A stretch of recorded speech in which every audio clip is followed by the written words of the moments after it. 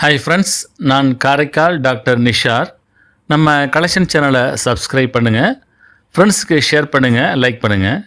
இன்றைக்கி நம்ம பார்க்குறது நமது இந்தியாவுடைய முன்னாள் துணை பிரதமர் மறைந்த சௌத்ரி தேவிலால் அவர்களுடைய நூற்றாண்டு பிறந்தநாளை நினைவு கூறும் வகையில் செப்டம்பர் 25ஆம் தேதி 2001ஆம் ஆண்டு அன்று அவரது உருவப்படம் பொறிக்கப்பட்ட தபால் தலை மற்றும் முதல் நாள் அட்டையை நமது இந்திய அஞ்சல் துறை வெளியிட்டிருக்காங்க.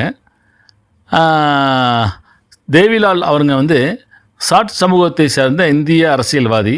ஹரியானா மாநில முதல்வராக 1977 முதல் 79 வரை மற்றும் 1987 முதல் 89 வரை ஆகிய காலகட்டத்தில் இருமுறை பணியில் இருந்திருக்காங்க. மேலும் விபி சிங் மற்றும் சந்திரசேகர் பிரதமர்களாக இருந்தபோது இந்திய அரசின் துணை பிரதமராக 1989 முதல் 1991ஆம் ஆண்டு வரை அவர் துணை பிரதமராக இருந்திருக்காங்க.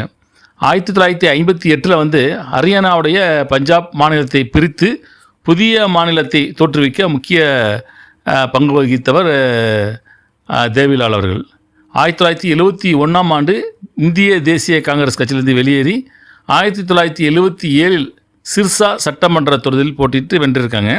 இந்திரா காந்தியின் நெருக்கடி நிலையில் மிசா சட்டத்தில் கைதாகி 19 மாதங்கள் சிறையில் இருந்திருக்காங்க. இப்படி பல்வேறு அரசியல் முக்கிய வாழ்ந்துருக்காங்க. அப்படிப்பட்டவங்களை தான் நம்ம 6வது இந்திய துணை பிரதமராக இருந்த தேவிலால் அவர்களுடைய அஞ்சல் தலை தான் நம்ம பார்த்துட்ருக்கோம். இவருடைய கருத்தை நீங்கள் கமெண்ட்ஸில் பதிவு பண்ணுங்கள், ஷேர் பண்ணுங்கள், லைக் பண்ணுங்கள்.